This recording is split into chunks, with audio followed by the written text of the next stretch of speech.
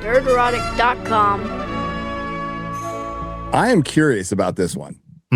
The fact that we're even talking about this, and they're probably going to frame it in the worst way possible. And we're going to read this article together because, again, I only skimmed it, so I don't know what the summation is or anything. But the fact that it's being talked about now, when the Hollywood Reporters of the world and the Varieties of the world would run cover for these horrible adaptations, I think is interesting. Fantasy authors are not playing. Creators increasingly call out unfaithful adaptations. From House of the Dragon to God of War, a game I finished quite easily. The Witcher. Shows are getting smacked by creators for seeming to stray from source material. Seeming. And there are reasons it's happening now. What? Amazon Studios has to be at least a little thankful that J.R.R. Tolkien is no longer around. You think? Can I remind everybody that they premiered The Rings of Power Season 1 on the anniversary of his death? On his death. His death. First, the studio came under fire by best-selling fantasy author Brandon Sanderson for its Wheel of Time adaptation. I had my problems with the show, Sanderson said last year. I won't miss being largely ignored. They wanted my name on it for legitimacy. It had a fan base that deserved better. Not wrong. Then last month, the creator of God of War video game, David Jaffe. Yeah, actually, let's just, because I hate the way this is written. It's like, David Jaffe's retarded, and he created the character, well, like the first game. This is adapting the Norse ones, and, you know, bearded Kratos and everything. Like, everyone was dunking on that image. And a lot of it is to do with posture and, like, the volume of the beard, as in, like, it feels as though you could have fixed this to look way better, even on set with what you had to work with right there in that moment. Meaning, like, yeah, people are not happy and they're going to fuck things up. But I just don't use David Jaffe as a fucking, like, point of authority. He's a moron. It's this may as well say, then last month, everyone said that the first photo was fucking horrible. It's like, yes. Yeah. Didn't he go after Vera Dark? He goes, oh yeah, he's now decided that his calling in life is retarded takes against other video game commentators. It is extremely difficult to keep track of all of his horrible opinions. I think it was bumming Alyssa McCanty the last time I knew. Oh, oof. It is so bad in so many ways. Neither of these characters look very interesting or appealing. If this was God of War Dumb and Dumber edition, this is what I would expect. Wow. Burned. Totally burned. We can skip the David Jaffe part. To be fair, Jaffe has been a critic of other God of War spin-off efforts since his involvement with the game ended nearly 2 decades ago. Yeah. And he added that he trusts the Prime Video show's producer, Ronald D. Moore, to deliver. But given all the fandom debate that surrounded Amazon's first 2 seasons of its Rings of Power, I will not even use Lord of the Rings in association with that, not having Tolkien rage tweeting about the show's Harfoots has been a blessing. Well, he'd be too busy writing anyway. He'd be too busy writing, but I promise you, if Tolkien had a rage post, it would be the most eloquent and savage thing you ever read. It'd be like reading a John Cleese tweet. Prime Video is not alone in having a fantasy creator target its adaptation. The Witcher author, Andrzej Sapkowski, has publicly thrown passive barbs at Netflix's troubled series, saying things like, the streamer never listened to me. Yes. Yes. He laughed uproariously after he said that as well, which was I got a lot of mileage out of that clip. I cannot praise the show. I cannot praise the show. It wouldn't be decent. The Witcher also famously lost their star Henry Cavill amid still murky It's not murky. It's not. It's not. Lauren, his contract ran out. This was the clause in his contract where he could get out, and he fucking took it with immediate effect. No. He was very difficult to work with. He was very rude. He's a very bad actor. He wanted them to actually adhere to the books. Yes, ridiculously unreasonable shit like that. Yeah. With the actor having hinted that fidelity to the source material was a core issue for him. See? It sounds totally difficult to work with. Yeah, what a hideous What a son of a bitch. I don't know how I got away with it. Wow. They're just listing off shit we've put in our videos and talked about on live streams for years. Many such cases, dude. Wow. George R. Martin. I just mentioned him in my Harry Potter one.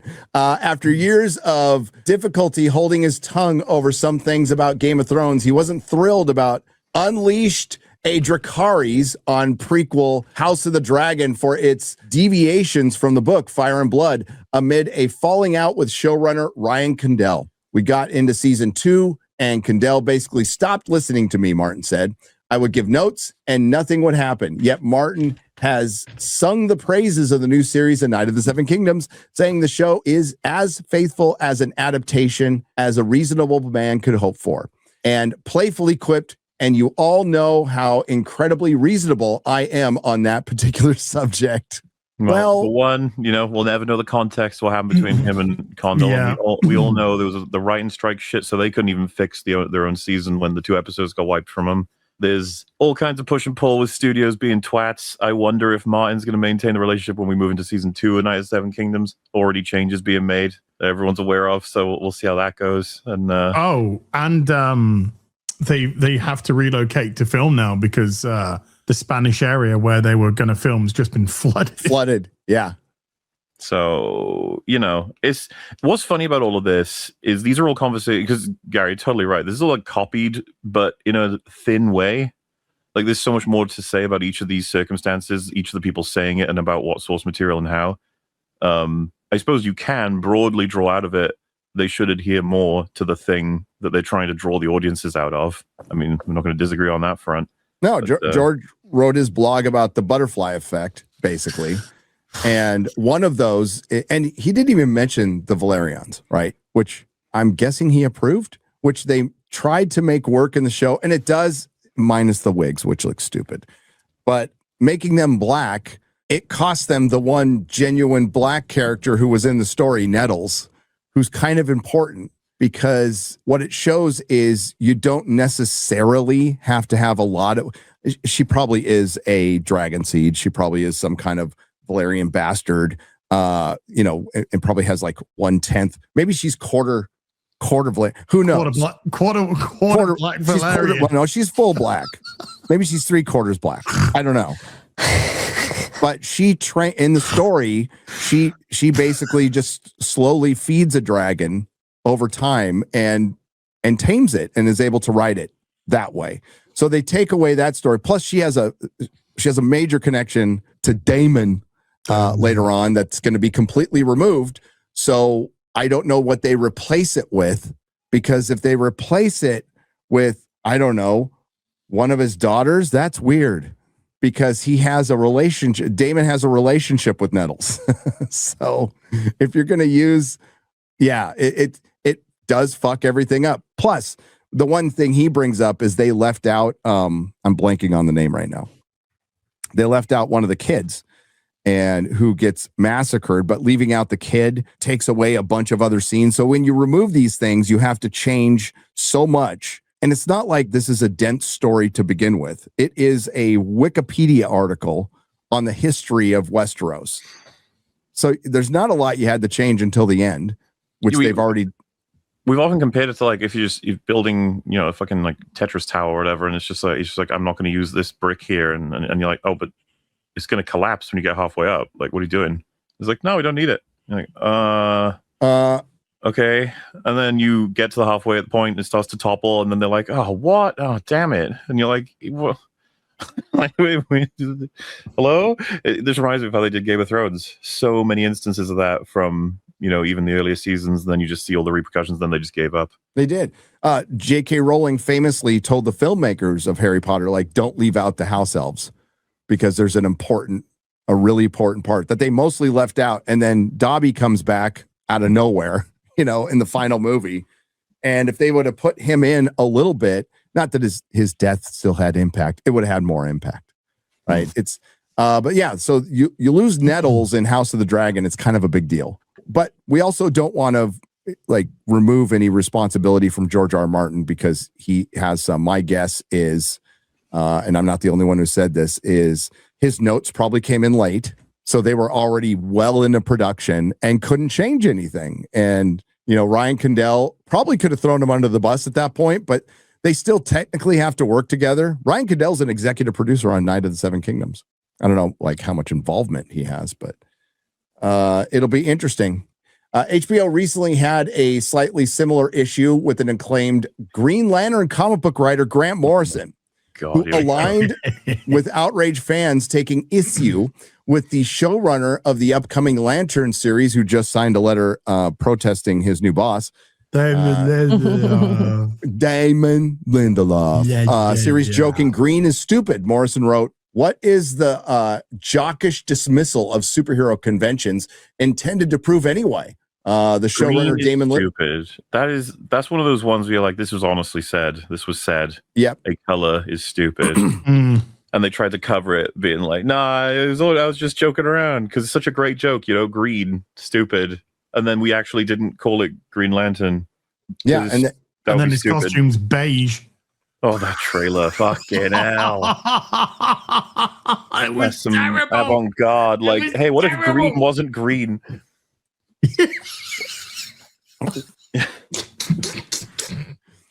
Well, and they didn't follow it up with an explanation of this is why we called it lanterns. I think that's the most telling thing. Because he gave you the truth at the start. He gave you the truth. That's why. They think green is stupid. Oh, by the way, please watch our Green Lantern adaptation with Green Lantern. Do you know when green's not stupid, Gary? Do you know when it's not stupid? When it's Black Panther. Oh, yeah. Right. Okay. Yes. When they were making this fucking decision, you could totally imagine they were like, listen, calling it Green Lanterns and calling it Lanterns or whatever, that's the difference between it being a majorly respected, impactful, culturally just fucking historic show. If it were called Green Lanterns or something, everyone's gonna ignore it. Yeah, that's stupid. It's green. I'm not going to watch this. You almost want to sit them down and be like, this is all going to collapse, guys. There's not much you can do. Like, you could call it the Rainbow Lanterns. It wouldn't fucking matter at this point, okay? It's all over. Since you gave that video, that board game analogy just a few minutes ago, all I've been thinking is this whole thing's just kaplunk. Do you remember kaplunk? It's just kaplunk. You're just waiting for the sticks to come out and the balls to fucking fall. Well, it's not that long ago, but even the Snyderverse it took a while for it to all settle down and stop. But everyone knew, very far back, it takes a while. And then it takes a while to drum up what's going to be new. And it's just crazy because by the time you release Superbad, it's like, I think it's already over, James. Sorry, mate. Sorry, Jimmy. That didn't work out well. The showrunner, Damon Lindelof, who surely had to be amused at being called a jock, drafted a sincere apology. Another HBO fantasy project, The Last of Us. Man, they're just going down the line here. This is what I mean. These are skipping over so fast. But the person writing this probably has no idea what any of this means. No, not at all.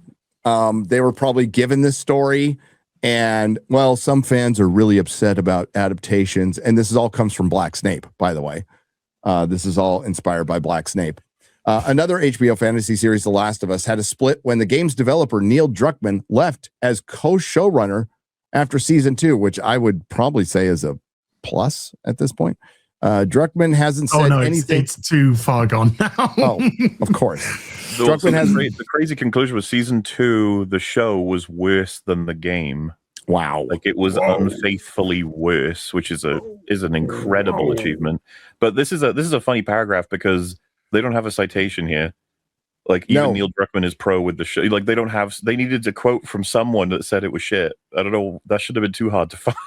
Druckmann hasn't said anything negative about the show, but noted after he left, the way I can best contribute is to make sure season 3 is deeply faithful as season 1 was, because I feel like that is the gold standard for this kind of adaptation.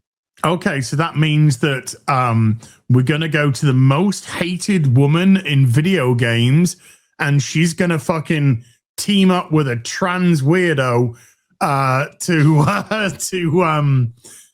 go and bite off Ellie's fingers. It's going to be $1 billion to make this thing. And you just want to sit them down and be like, what are you doing? How are they going to do Seattle? How are they going to do Seattle? this is not going to happen, guys. This is like, you're not going to make any money from it. You've already fucked it. It's over. No one's watching the show. No one's playing the games. It's over. You killed it. Stop fucking around. Isn't it amazing that the exact same thing happened with a TV show that happened to the game? We said for like years, it's like, oh, well, they might change the story. It was like, no, they made it worse.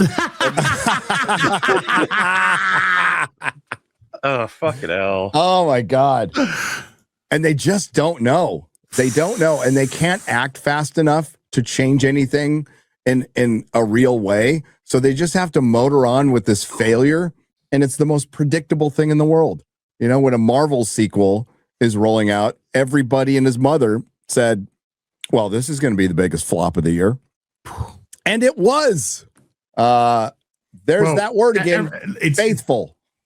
Yeah, everyone knows as soon as Joel goes, the interest in the show goes. Dude, the fucking second season opened with Ellie wrestling a man that was like 4 times her size and defeating him. Of course. It was like, God, could have given us a bit more time before we got to this. And it gave us the wonderful "I'm gonna be a dad" meme. Yep. Mm-hmm. I don't remember. Did Bigot Sandwich make it into the show version? I can't remember. I don't know. I didn't watch season 2 because I gave up on season 1. I think chat would know. I don't. For some reason, I'm thinking it didn't, which is a shame. Bigot Sandwich deserves to be in the adaptation. You know what? I'm hungry. You gotta be faithful. I want a Bigot sandwich. By the way, this is such a bad reference, like I said, for so many reasons, because you wouldn't want them to be faithful to The Last of Us 2. No.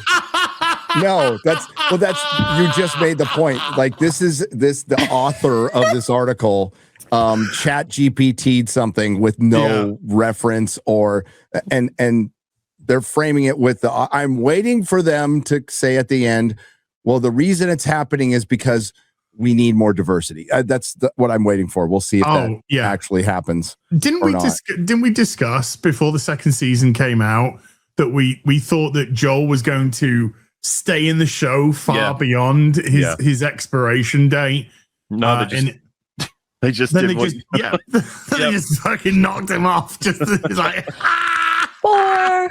and then all the women went, oh, we're not watching this anymore. And then 6 months later, he went, by the way, fucking a Jewish dude.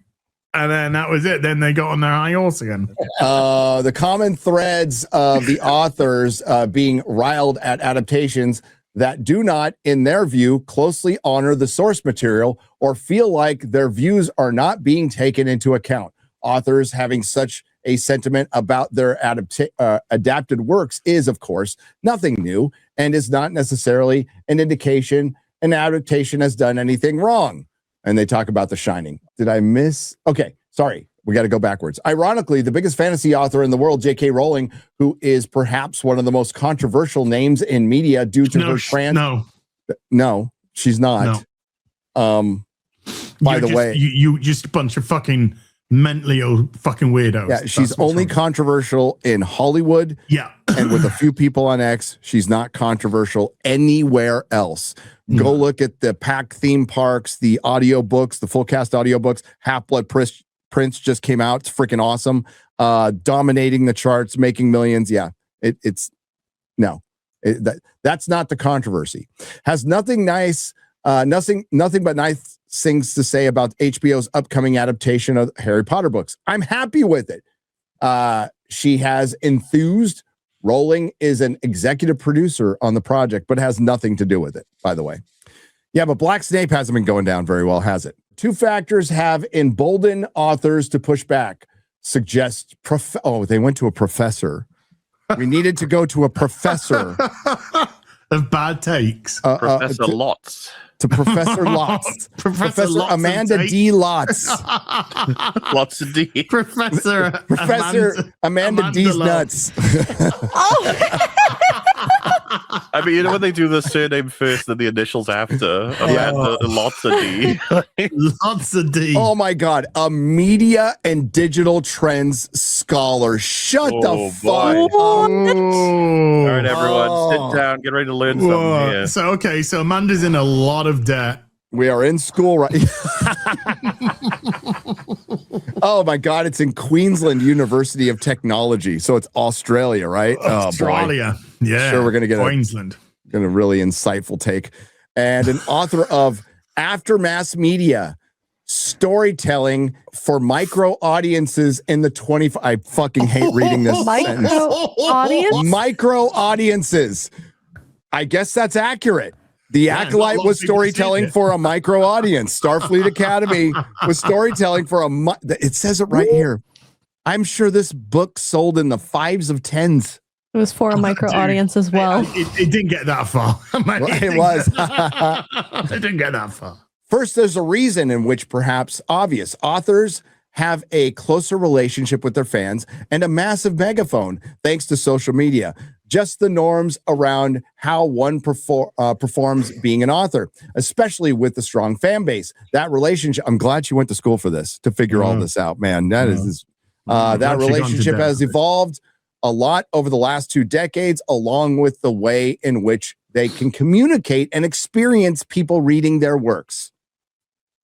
So I'm blown away at this take. But also, filmic storytelling itself has dramatically changed in just the last several years. The combination of audience fragmentation, where studios no longer need to draw the largest possible viewership on every show.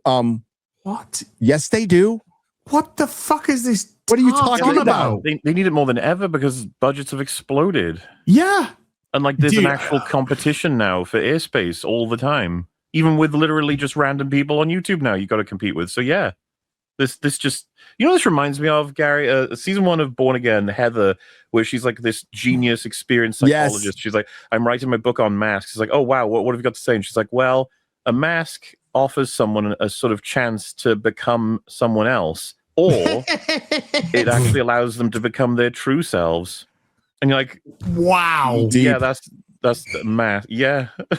Deep. How much did you get in debt for that? Yeah. So apparently, according to the fucking media scholar, Professor D's nuts, Amanda D's studios no longer need to draw the largest audience possible. And streaming services collectively serving up hundreds of long-form titles a year now allows these stories to be adapted with a level of specificity and loyalty to the source material that wasn't realistic before. But the whole thing is they're not being faithfully adapted. Yeah. Audience fragmentation has made it possible to keep the interesting bits of a novel rather than trying to smooth out the challenging bits for a broader audience. Netflix is trying to compel lots of different people with different tastes to continue paying for it. That's a very different mandate than trying to come up with a miniseries adaptation or novel that you're going to try to compel many people to watch at the same time, and we'll get lots of attention. Just can't they write faster and less? Get to the fucking point. I know what you mean. I'm sorry, because I zoned out of that fucking paragraph. She's making the point that they can be specific to the source material, not worried about the general audience, but this whole article is about them not being faithful to the story. So when's she going to get to that part, especially at Netflix with The Witcher? The rare exception, GTP, where she stole it from, in the non-streaming space was something like Peter Jackson's Lord of the Rings, which was 20 years ago. But streamers are trying to balance making wide appeal content and pleasing a vocal hardcore fandom that can often have an almost religious view of canon, which they haven't done like at all. And now authors potentially breaking rates to join the fans in their criticisms as well. Yeah, because you're not adapting the fucking source material. Every single fucking time they feel like they're the first person to say, hey guys, me personally, I'm going to try and give my own spin to this thing. I'm going to go off the rails a little and give you my own interpretation. And you never get the dude, other than maybe one time, that's like, I'm going to stick to what it was and I'm going to give you what it is as best I can. That is my job as an adapter. Like, oh, I wish one person would try sticking to the source material these days. Just one. Let's see how it goes. Just one person. Go on. One benefit of the old way of doing things was that because adaptations had to change so drastically to fit a 2-hour movie or a broadcast TV series, there are greater acceptance that changes would be significant. No movie version of The Shining could have ever captured Jack Torrance's very gradual slide into bringing up The Shining again. The Shining movie is better than the book. It's really topical, though, Gary. It's a really topical one. Why don't you fucking pick one from, I don't know, current day? Current fucking day. Current fucking day. Boring. I don't envy the studios trying to negotiate these things. She did not address what they set up for this entire article. What does this mean? Go back to the title. The title? Yeah. Fantasy authors are not playing. Creators increasingly call out unfaithful adaptations. Then the Where's byline. that in the article so far? You've had one line that's gone, which sees some creators joining fans. That's it. That's what you fucking said. So, and they say, and there are some reasons it's happening now, and they never give you an answer to that. And there question. are reasons. There are lots of reasons. Well, they didn't say they were going to give them. Okay, you're right. You're right, and they didn't. They went to a scholar who said something that doesn't relate to the rest of the article at all. Well, so half the article here is just stolen broad points from other people, and then it's just quoted the book and pretended like that's it. We did it. We've made a point. There you go. Our work here is done. That is a chat GPT as ever I've fucking heard one. Dude. Yeah, totally. Chat GPT, give me the broad outlines on why fandom, blah blah blah. You know, fucking annoying too, because it's a really interesting conversation if you drill down into like, is it possible to adapt unfaithfully and still have it be good, and is it possible to adapt faithfully and have it be bad? And it's like, yeah, we've got examples of some of this, you know, all over the place, but we're currently in a culture where they keep banking on pre-established audiences with content that they have no interest in, and then they're like, wait, why is this crumbling? And it's like, oh man, there's a skeleton key that unlocks this entire system for you. If only you knew. Because, you know, this is why I said Resident Evil should be in there. It's like everyone's saying, you know, Zach Cregger's going to make a good film, good horror movie. It's like, yeah, probably. I don't know. Sure, maybe. It's just, you know, and I'm sure. But then, like we said, we all turn around and go, but it wasn't Resident Evil. It's a good zombie film, but it wasn't Resident Evil. If Weapons was called Resident Evil, it'd be like, yeah, I liked it. I don't know why the fuck they called it Resident Evil, though.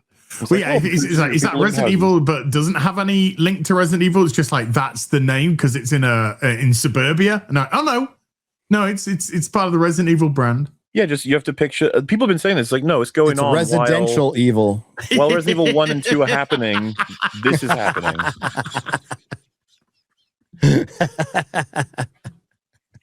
They're gonna do that, Gary. They are. Fucking wait.